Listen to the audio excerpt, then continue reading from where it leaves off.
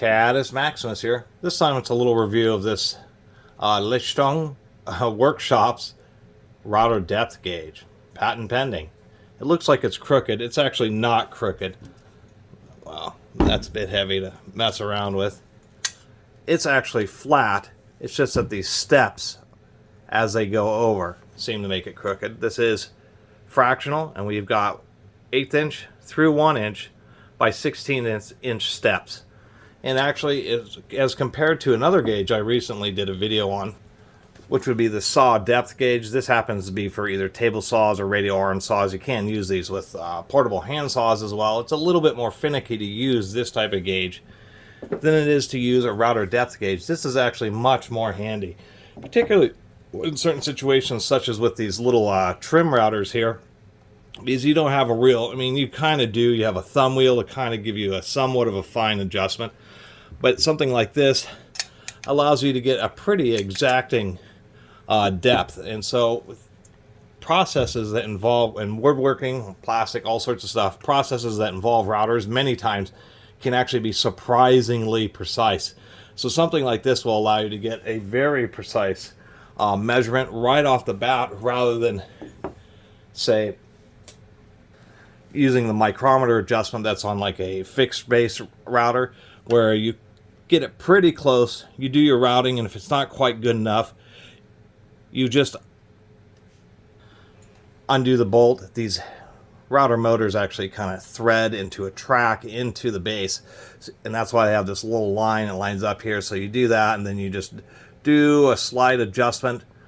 You know, these deviations are pretty fine there, but you got to kind of come up on it. And so something like this will allow you to set a depth real precise right off the bat. And if you're doing multiple depths, then you can use something like a plunge base router and readjust your depth pretty quickly and do multiple cuts. Yeah, I have a couple of routers. It's a lot of times if you're doing router work, it's easier to have both a plunge base and a fixed base as separate units rather than trying to swap bases. That's a hassle. And once again, using this with something like a trim router can be super handy.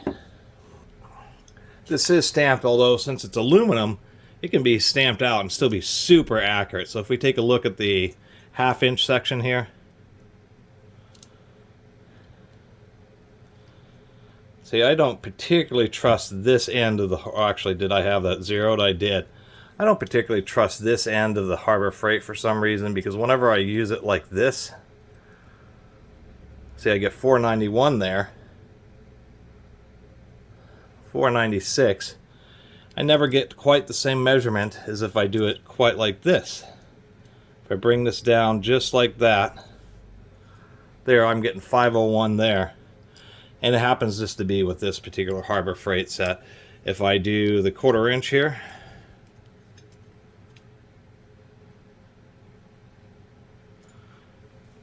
so once again I get 244, but if I do it this way with this Harbor Freight, I should be using a better pair of calipers. 249 there. And if we say we go up to the 3/4 inch,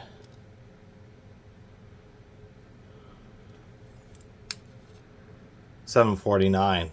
So I don't, that's one of the issues with these cheap calipers, but they're beaters. You don't worry about it if you drop them and you get gross measurements.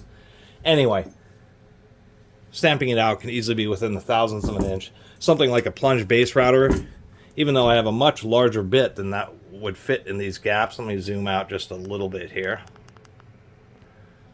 Zoom out further. You can do something pretty quick and easy. God dang, what's going on here? I'm a moron. The post is sticking out. So you have to do it sideways. Do something where you loosen it up. Move the base in.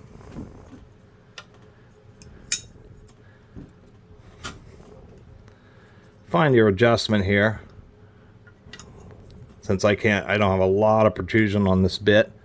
If I wanted something like 3/8, I just get it on that edge, release the spring-loaded handle, and actually, even though that was a little finicky, a little bit of practice makes it seem less awkward. And now what I've done here is if we look real close, even though that was a bit finicky, what I have is I'm easily within 0.005 of an inch at 3/8 depths on this bit.